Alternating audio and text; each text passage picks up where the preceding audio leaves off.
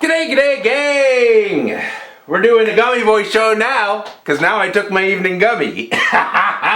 Anyways, what am I going to do today? I'm not going to, that apophenia thing that we're doing, I'm going to get back to it, but I'm making a really short, simple video today. I want to show you a piece of gear, because it occurs to me, I've got a lot of musician friends, and but they're not electronic musicians, right? Guitarists and stuff like this, and they understand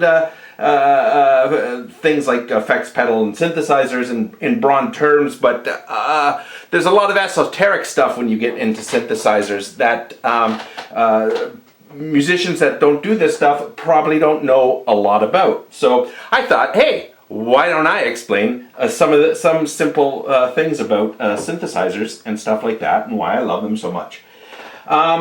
I got a new toy, and it's going to be coupled with another new toy that should be arriving soon, I hope. And when that toy arrives, then I'm going to make the next chapter of that apophenia machine story we're working on, which is with the chapter where the priest comes into the story, right? So, anyways, oh, and I hope you had fun. I hope you had fun making a movie in your head from the last Gummy Voice Show that we did, because I had a lot of fun making it, and life was pretty bad for me after my mental breakdown in terms of anxiety and putting my artwork out there for other people other than really, really close friends and family to see. I never intended to become famous doing comics, and when I did, it was a very mixed blessing. But after my breakdown, I was really terrified for a good long time about getting famous again. And part of the reason. And it's talked me out of a lot of things, right? Non-gummy voice will be in my head basically anytime I'm trying to make something and stuff like this, like videos on YouTube. My YouTube channel has no theme or purpose or anything. I just experiment with shit and put it up here.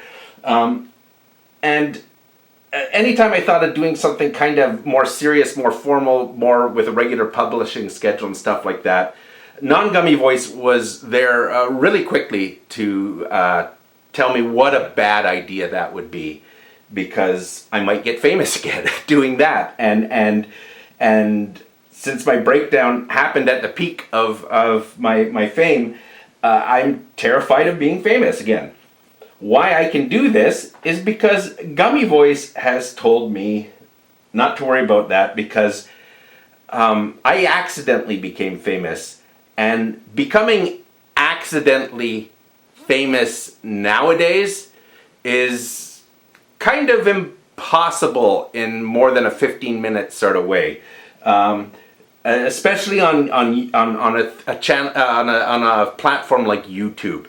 I don't think you can become accidentally famous on YouTube anymore. I think you have to actually work at it and do a lot of things. There's like a whole video YouTube has about, you know, what their algorithms say generate thingamadoobs, the views, where the eyeballs looking at it. There's a whole thing about that, and so I can just have my fun little YouTube channel where I just do weird shit on it and don't care about anything. And really, there's like 750 people subscribed, and probably only like 30 of them really watch my videos, and that's a great number, because I like playing. I've played stadium, like concert halls, and I've played little tiny pubs, and I like the smaller venues. I really do, where I can actually see the audience. It's much more intimate and stuff like this. And when you get to the numbers that Ghastly Comic was getting, it becomes abstract. You can't imagine that many people in one place. When you're dealing with numbers that are like getting up to the population of the city I live in, and then I just imagine every single person in my city looking at my stuff, and it gets me really anxious. Oh man, this gummy's got me way off topic. I was going to do a really short thing about this new toy that's going to be made into another toy. So let me get to that and stop with the babbling. What I have here is, I don't know how well that'll show up. This is a Korg SQ1 step sequencer. Now, I use sequencers in my non-stoned, like sort of a working musician thing, but I don't do step sequencing. Basically, how I use a program called Mastertracks Pro, which is the program I used on my Atari 2600 or an Atari ST. I got a music program on my Atari 2600 I could play with someday. That would be fun. Anyways, I got a oh man, Gummy Voice, come on, work with me, buddy. I got a program I use on the PC called Mastertracks Pro for all my MIDI sequencing, and it's a very, very simple sequencer that pretty much sequences MIDI like you're sequencing tapes. You can do a lot of editing with it, but I mostly treat it like a massive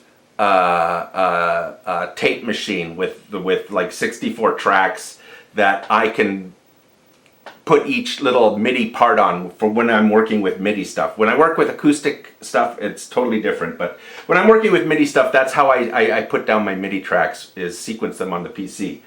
And what is MIDI? MIDI is a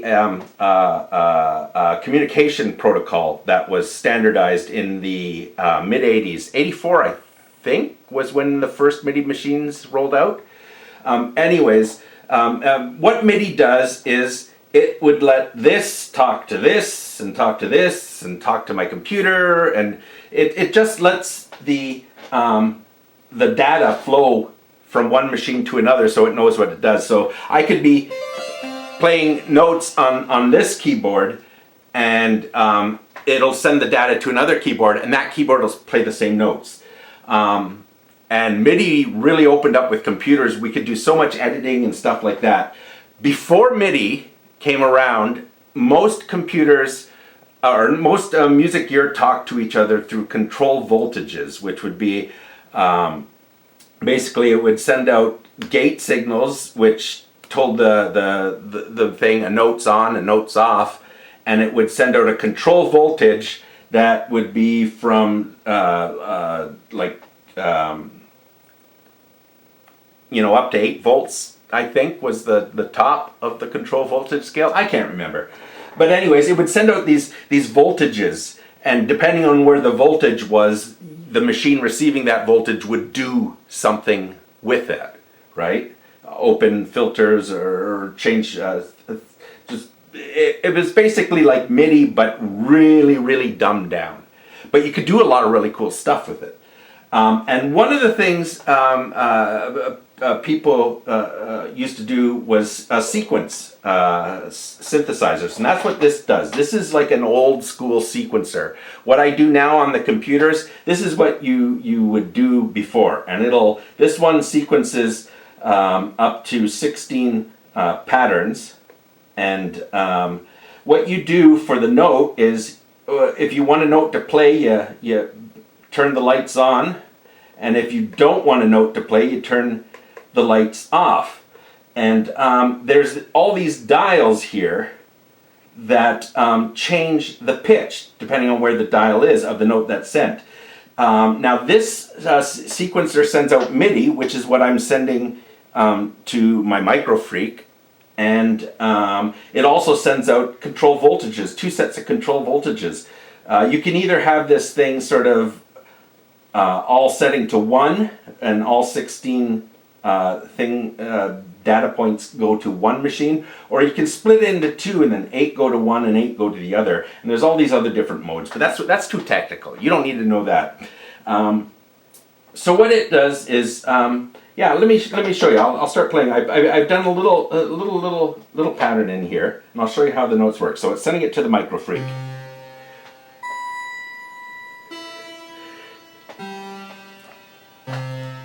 So what that is doing is it's basically telling it what note to play, and the pitch is determined by this. And when the notes play in this 16 thing sequence, you'll see now it's playing more notes, and I can change those notes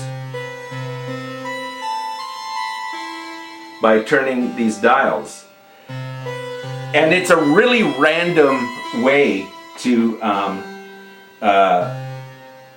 make music, because you don't have a lot of control over what note it's getting, especially with these little some of the other more robust sequencers, analog sequencers would that's what it's called, analog sequencer, although this one's digital,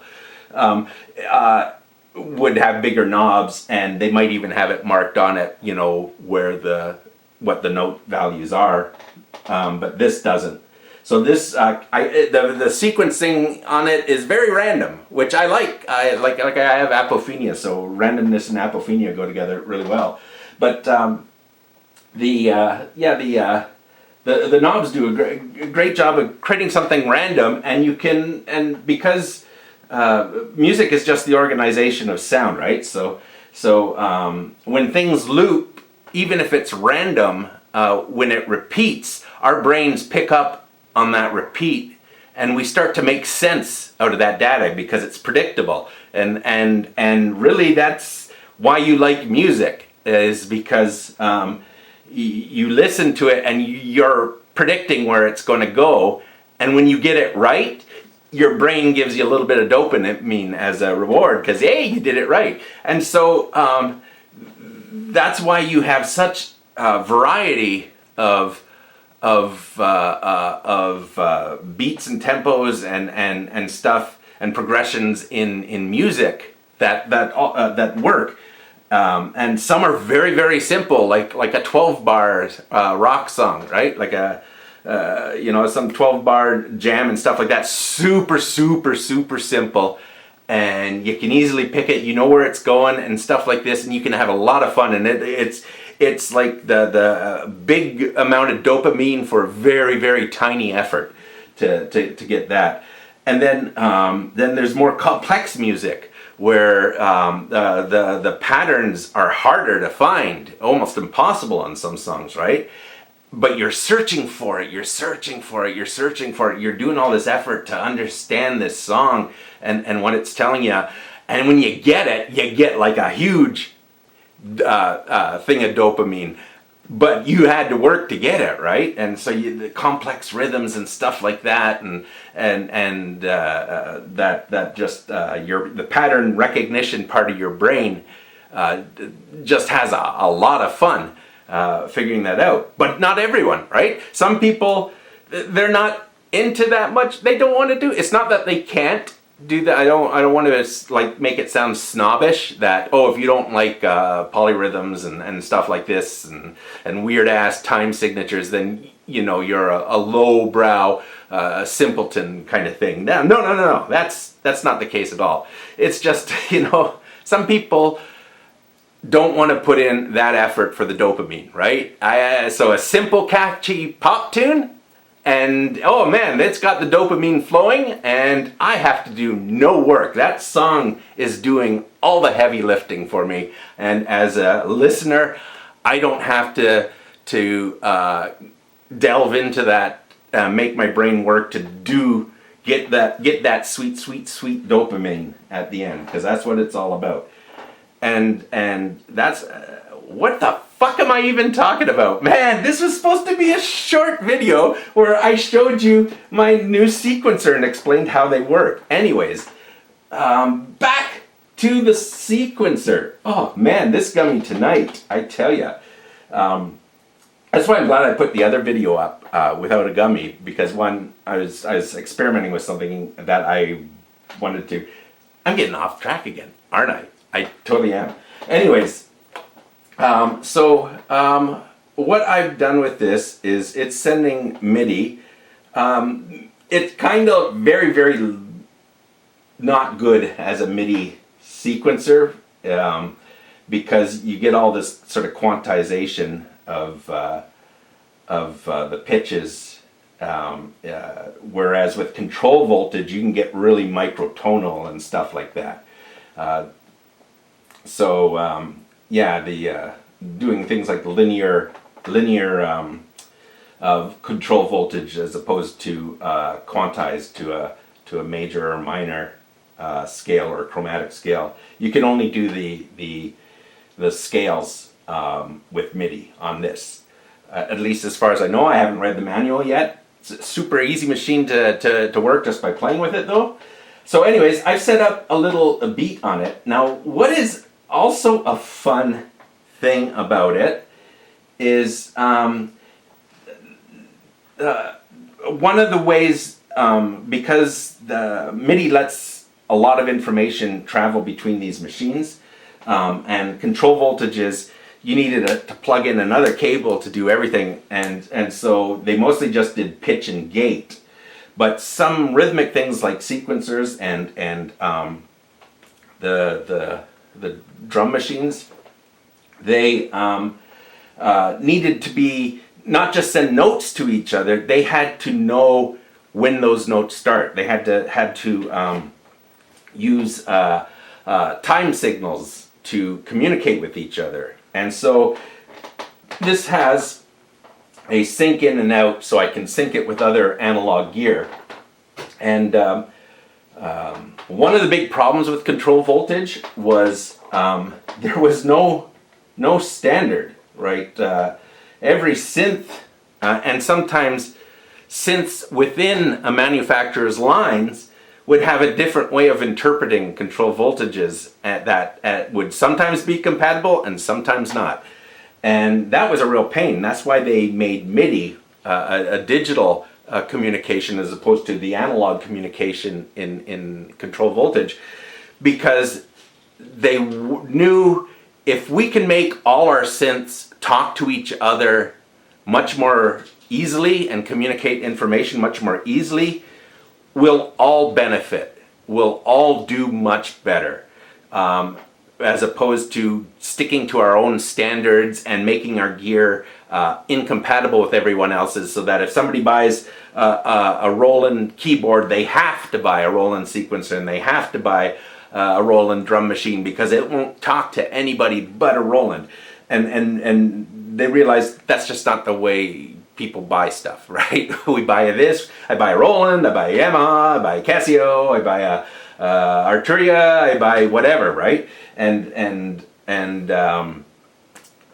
Oh, god damn it, I haven't even got to the goddamn synth yet. I've been babbling like a moron with this gummy. Man, I don't know what's in this gummy, but this is, some gummies make you really, really relaxed and you just sort of mellow out, and some of them, like this one, seems to got me a little on the woo, let's go doody-doo show side. Anyways, so as I was saying, the sync signal that lets the things sync with each other, it's a little volt pulse. And what is neat with it is, now be careful when you do this, because some gear, you don't want to put any control voltage, anything, anywhere into the audio inputs on a piece of gear. Like if you're just goofing around, don't do that until you know how the gear is going to react to it. But it's just a really quick 5-volt pulse, I think, which is pretty safe, I think, for most gear. Don't take my word on that, especially when I'm gummied. Remember, don't always take advice from people that are impaired. What the hell was I talking about? Oh yeah, the pulses.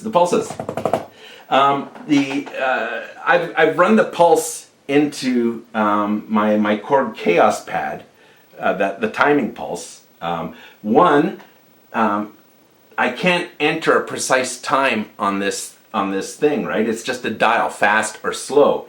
So the pulse, if this can detect the beats per minute, and I have it right now. I haven't touched it, so it should still be 81 beats per minute. And what you can do is, if you can hear that, that's the timing pulse, and that comes every. There's different standards for it. This comes every 8th note, I think. Yeah, every 8th note, it's playing a pulse, I think, right? Yeah, that sounds like every 8th note. Yeah, it's going into the Chaos pad. And you can use it for all sorts of percussion stuff too, right?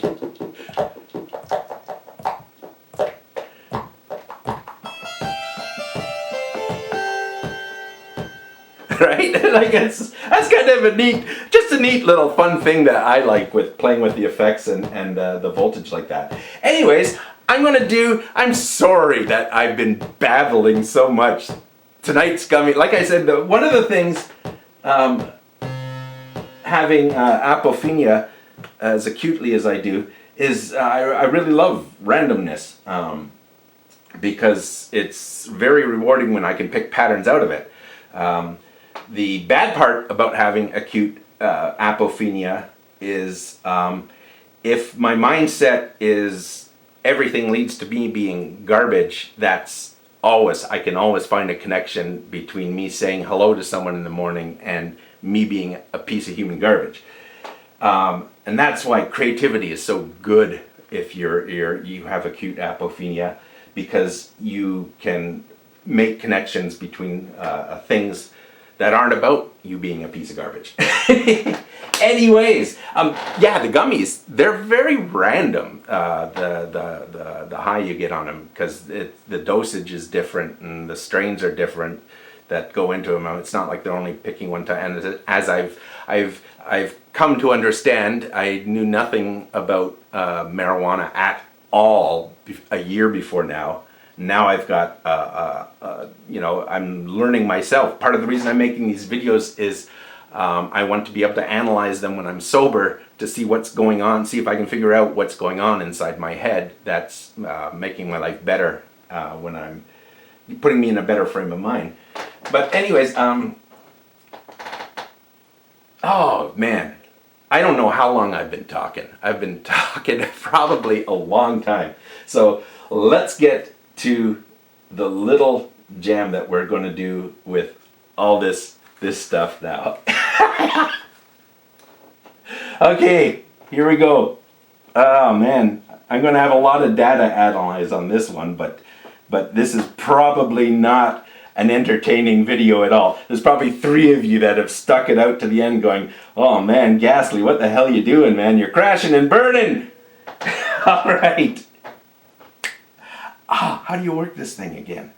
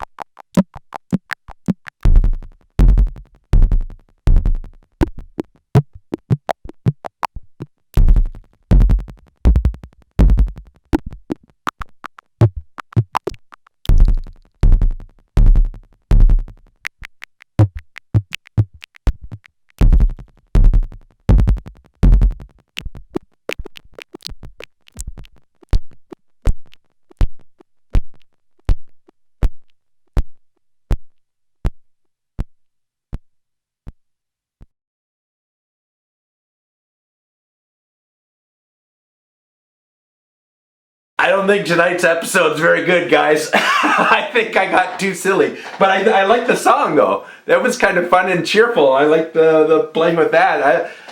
I was having like a little drum solo there at the end because it sounds so cool right now with this Gummy, with these headphones on. And yeah, I think that's why the Gummies work so good, man, is because the effort to dopamine level is just boom. It's so skewed in your favor. That's, anyways.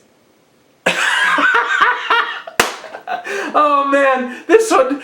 I don't know what was in this Gummy, but man, I'm glad they're not all like this because I wouldn't be able to get anything done if they were all like this. But anyways, yeah.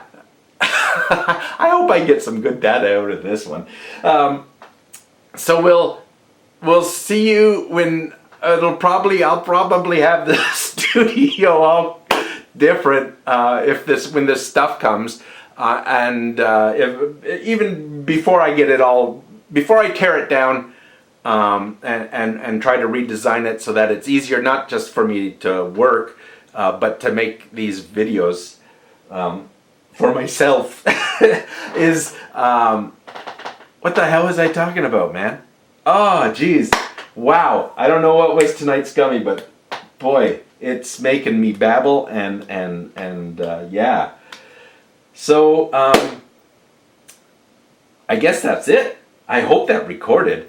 If it didn't record, oh well, what can you do? We'll, see ya.